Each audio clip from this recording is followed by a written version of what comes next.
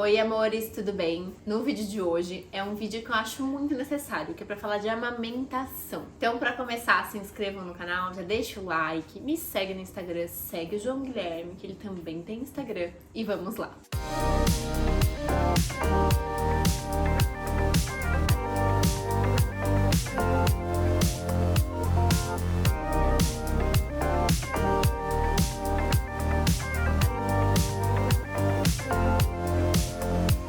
Bom, vamos lá. Eu não fiz consultoria de amamentação antes, enquanto eu estava grávida, antes do bebê nascer. E eu achei que eu não precisava, sinceramente. Eu pensei que era muito intuitivo. E eu, sinceramente, achei que eu não precisava fazer um curso, uma mentoria, enfim, uma orientação sobre amamentação. Eu achei que era muito intuitivo, até porque o cachorrinho tem bebê e amamenta, os mamíferos, em geral, têm bebê, né, tem filhotinho e amamentam. Então, mesmo sendo da área da saúde, eu achei que ia ser muito tranquilo e que não tinha segredo e que seria muito intuitivo amamentar. Então eu vim aqui contar pra vocês como é que foi pra mim desde o começo e o que eu sinto, o que eu senti, enfim, vamos lá. Quando eu tive o bebê, ainda no hospital, ainda não tem leite, né, começa a vir colostro e tudo mais, que é como se for um pré-leite. E eu acho que nesse momento muitas mães têm a impressão de que não tem leite suficiente, que não estão produzindo e que o bebê vai ficar com fome, enfim. Em geral, o bebê nasce com uma reserva justamente porque nosso corpo é muito inteligente. Então o bebê, em geral, já tem uma reserva pra ficar bem nesses dias que tem só colostro, que tem menos quantidade, que ainda está naquela adaptação, né? E é uma sensação muito estranha amamentar no começo. Eu falo isso sendo uma pessoa que agora ama amamentar, mas no começo é uma coisa muito estranha. No começo eu não tive dor. O bebê pegava e sugava e tudo bem, só que é estranho. E no começo ele tá aprendendo a pegar e você tá aprendendo também como apresentar pra ele, vamos dizer assim. Então eu achei estranho, desconfortável, mas não dolorido. E aí a gente veio pra casa, seguindo a amamentação.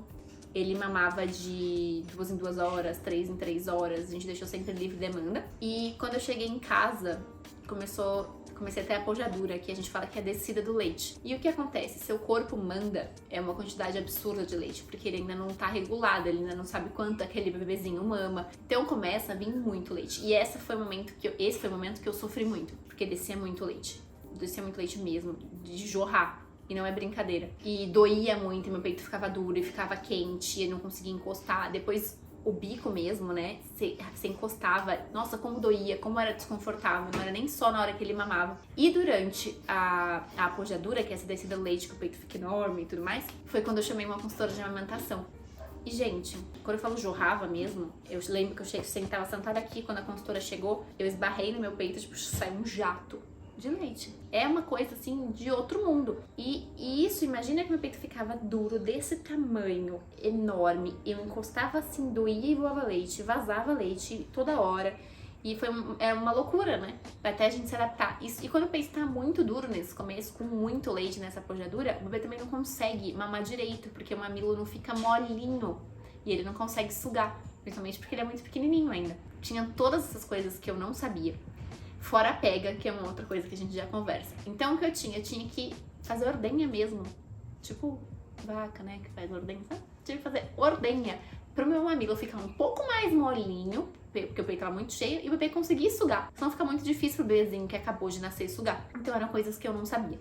Nessa pojadura a gente fazia compressas com água fria, porque eu tive muito leite, muita dor mesmo. E como eu tinha uma enfermeira em casa me ajudando na parte noturna para cuidar do João Guilherme, ela me ajudava muito com as medicações que eu tinha que tomar, que fiz cesárea e tudo mais, e também com essa parte das compressas, porque era uma dor bem chata. E aí depois que passou essa pojadura, graças a Deus, você vê que o corpo vai regulando. Inclusive na pojadura não é bom tirar o leite. Isso é uma dica também, porque como seu corpo tá entendendo o quanto de leite ele tem que mandar, tô falando aqui tudo com termos fáceis, tá? Porque não é pra falar de termos médicos, é pra gente falar realmente de que todo mundo entenda. Como seu corpo tá entendendo o quanto de leite ele tem que mandar pra você, se você começar a tirar em bombinha, ele vai achar que tem um outro bebê, ou o seu bebê tá mamando mais. E aí vai, como é pra regular, né, não faz muito sentido. Então eu não tirava, eu colocava o Haaca, que também não é muito recomendado nessa época, porque ele também faz uma certa sucção. Haaca é aquele que você só prende por sucção e deixa aqui pra ir pingando enquanto você dá o outro mamar. Porque quando você tá na pojadura, minha filha, você dá mamar de um lado que saía tipo 80 ml do outro. Então era uma loucura. Mas eu usava o Haaca porque senão era, juro, insustentável. Aí ok. E aí começou a machucar um pouquinho quando ele mamava. Antes era uma sensação estranha. Que é uma sensação de, tipo, você nunca teve, né? Se você não teve bebê ainda, você nunca teve alguém me mamando.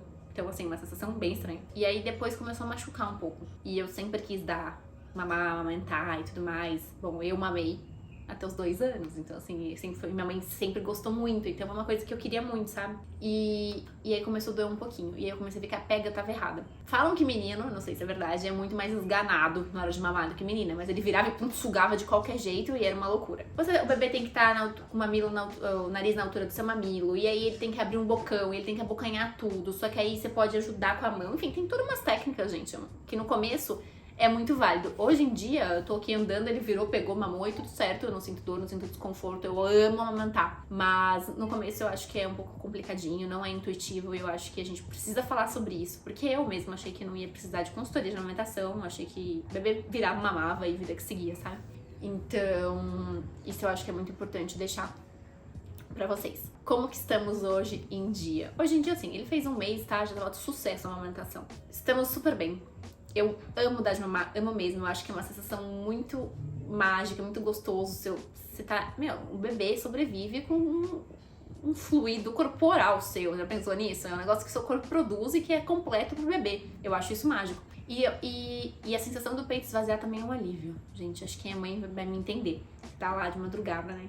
Madrugada acumula lá, fica o peito de novo duro. Não igual na pajadura, mas fica cheio de leite. Na hora que o bebê, eu sinto a vibração até do leite passando. Então assim, eu tenho uma relação super boa com a amamentação hoje em dia. Amo amamentar ele. A gente sabe que tem a privação de sono, que não tem jeito, que a gente acaba tendo que acordar de madrugada. Mas é uma coisa que eu gosto de amamentar e pretendo amamentar até 1 ano de idade. Pelo menos. E é isso, gente. Hoje em dia não sinto dor, não sinto desconforto. E é engraçado que a mãe vai me entender também, tá? Agora ele dorme super bem. Então ele vai dormir 8 da noite, acorda às vezes só 5 da manhã, 6 da manhã. E o que acontece? Meu peito quer dar mamar, entendeu? Então assim, às vezes eu acordo 3h30, 4 horas da manhã e tenho que tirar um pouquinho, porque senão fica desconfortável. Mas isso eu acho que faz super parte da amamentação, a gente... É como funciona, né? E outra coisa engraçada é se você pensa muito no neném, você pensa que quer dar mamar, vaza, tá? Bizarro. É bizarro. Eu acho bizarro, porque assim, olha como o nosso corpo funciona. Às vezes eu nem tô com ele, penso, acho que é a hora do mamar dele, penso ele tem que mamar, ele vai... Vaza o peito. Mas, pras mamães, hoje em dia já tá muito mais controlado, o corpo já com 3 meses já entende super, então é mais difícil de vazar, eu consigo sair, agora eu consigo sair sem absorvente, sabe? Já funciona super, super, super melhor. Mas tem uns perrengues no começo, mas eu acho que vale a pena, né? Eu sei que isso é muito individual, tem gente que realmente não gosta, não quer, tem dor. Eu acho que também tem que respeitar, tem que ser uma coisa que seja boa pra mamãe e pro bebê, porque se a mãe não tá bem, o bebê também não vai ficar bem. Mas essa é a minha experiência e eu queria compartilhar com vocês. Outra coisa que é bom falar aqui, que vocês me perguntam muito, é se o silicone interfere. Gente, não interfere, não tem nada a ver. O silicone não entra em contato, o líquido do silicone, com a glândula mamária, com os dutos de leite, enfim, não tem problema nenhum amamentar com silicone. O que acontece é que algumas cirurgias que têm algum dano, enfim, pode dificultar a amamentação. Mas, não de modo geral, tá? A regra é que o silicone não interfere na amamentação. Sempre tem exceções na vida, mas não interfere e tudo bem, tá? Não tem nenhum contato silicone com leite, que é uma coisa que me perguntam muito. Outra coisa que me perguntam muito é como funciona se eu acordo ele pra mamar de dia, de noite, enfim. De noite, como é que a gente fez? A orientação da pediatra dele foi que ele mamasse de 3 em 3 horas, mesmo de noite, mesmo se ele estivesse dormindo, que a gente acordasse ele até o 1º mês. Isso por quê? Porque ele ainda não tem os mecanismos dele muito regulado de, enfim, se ele tiver com muita fome, de repente, se ele tá dormindo, de acordar pra chorar. Isso ele é muito pequenininho, tá? Quando a gente chegou no 1º mês dele, ele tinha ganhado peso certinho, até mais do que a média, né? E ela falou que agora então a gente podia deixar ele dormir direto sem acordar ele pra mamar. Mas sim, até quase o 1º mês a gente acordava ele de 3 em 3 horas de noite pra mamar. Eu vi que ele tava já engordando, ganhando peso e tudo mais, então foi chegando perto do 1º mês, um pouquinho antes da consulta com a pediatra, eu já dei mais passadinha, já deixei 4 horas. Um dia eu deixei até 4h30, mas a gente tava de olho nele. Mas tem que sempre conversar com o pediatra de vocês pra ver as orientações, tá bom? Porque depende muito do bebê e tudo mais. De dia, ele tira cochilos e eu não acordo. Hoje em dia eu não acordo ele, na verdade, pra mamar nunca, tá? Se ele tá dormindo, ele dorme e quando ele acordar, ele pede pra mamar. Mas de dia ele é bem enroladinho, então ele mama de 2 em 2 horas. Se ele tiver numa soneca, muito provavelmente ele acorda. É assim, ele abre o olho, tipo, mamar. Acabou, é hora de mamar e tem que dar mamar. Um outro ponto é pra voltar a trabalhar. Vocês também me perguntam bastante como que eu fiz. Então, eu voltei a atender logo que ele fez 1 mês. Nesse momento, o que eu fazia? Eu sabia, ele tava já muito regradinho de 2 em 2 horas de dia, então eu sabia que eu tinha 2 horas. Como ele não pegava mamadeira e a gente tentou colher dosadora, não rolou e tudo mais, eu dava mamar, ia, atendia, voltava e dava mamar, ia, atendia, voltava e dava mamar, tá? Depois eu comecei a levar ele comigo. Então eu levava ele comigo, ele ficava numa salinha separado, com tudo que ele precisava, enfim. Eu atendia, parava, dava mamar, atendia, parava, dava mamar, e assim foi. E até então a gente foi em casa tentando introduzir mamadeira, colher dosadora e tudo mais. A colher dosadora que eu mais me adaptei foi a da Medela. Então, se alguém quiser tentar, eu acho que super vale, que ela tem, você consegue dosar aqui, ela é bem molinha de silicone pra não machucar a boquinha do bebê, e eu achei muito bacana. Mas a gente também não se adaptou, achava que fazia muita sujeira, ele babava, ele batia na colher, enfim, a gente derrubava leite pra todo lado, não sabia quando ele tinha bebido. E aí eu falei, não, quer saber, eu vou começar a usar uma mamadeira sim, porque rola aquele medo da confusão de bico, mas eu já tava com a amamentação bem estabelecida quando eu comecei a usar a mamadeira. E um outro ponto, eu usei a mamadeira da Comotomo, que eu amei, eu super indico, por quê?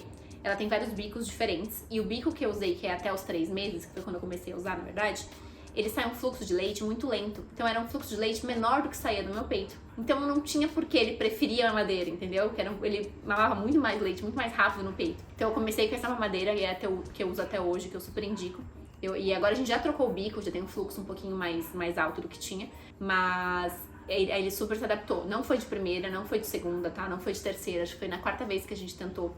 Nas primeiras a gente colocava, ele tentava, chorava, ficava bravo.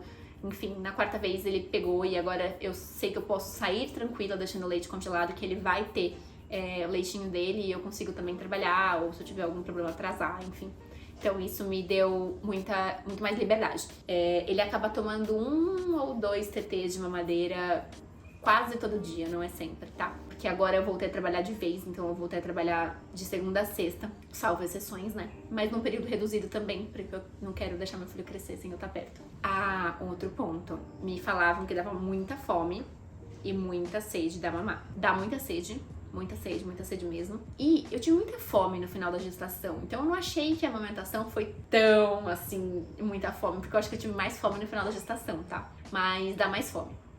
É que eu também queria dar uma segurada, mas eu tenho muita vontade de doce atualmente, muita. Não sei se é diferente do que eu já tinha também. Mas muita sede mesmo, e é muito importante beber água enquanto você amamenta. Então, outra dica que me perguntam sobre produção de leite e tal, água, bebe muito líquido, é muito importante. Então, o que eu falaria pra mamãe que tá enfrentando problemas com a amamentação ou que realmente não pode amamentar? Que tá enfrentando problemas com a amamentação, e se você deseja mesmo amamentar, procure uma consultora de amamentação, que ajuda muito mesmo. Converse com seu pediatra também. Se você tem o sonho de amamentar, se é uma coisa que você quer mesmo e tá com dificuldades por conta de dor, fissura e tudo mais, eu acho que vale a pena conversar com alguém pra te ajudar. A gente tem meios que ajudam. Agora, se você não consegue amamentar mesmo, enfim, por algum motivo, ou se você não quer, eu acho que a gente tem opções, a gente tem fórmulas excelentes no mercado hoje em dia. Então, eu acho que se a gente não consegue, não tem o que fazer, não adianta a gente ficar pensando nisso, matutando isso, sofrendo por causa disso. O bebê tem a melhor mãe que ele pode ter, então você sei que você vai fazer tudo pelo seu filho, e a gente tem opções excelentes hoje em dia, tá? E se você não quer também, eu acho que não pode ser uma coisa martirizante. Tem gente que tem leite, que, enfim, poderia amamentar, mas não quer, não gosta, sente dor. Tem gente que não gosta, e gente, tudo bem. Não tem o que fazer, não dá pra ser um sofrimento pra mãe. Se a mãe não tá feliz, se a mãe não tá bem, o bebê não vai ficar bem. E o bebê sente, gente. Então, assim, se você não quer também, eu acho que tem que conversar, óbvio, pra você oferecer fórmulas, opções seguras e adequadas, né? Então, assim, tem que ser algo adequado pra ele, mas a gente tem opções sim. Tá bom? É isso, espero que vocês tenham gostado. Foi um bate-papo meio longo sobre a amamentação, mas é que é um assunto que tem muita coisa. Tem uma criança chorando. Espero que vocês tenham gostado. Um beijo e até o próximo vídeo. Tchau, tchau!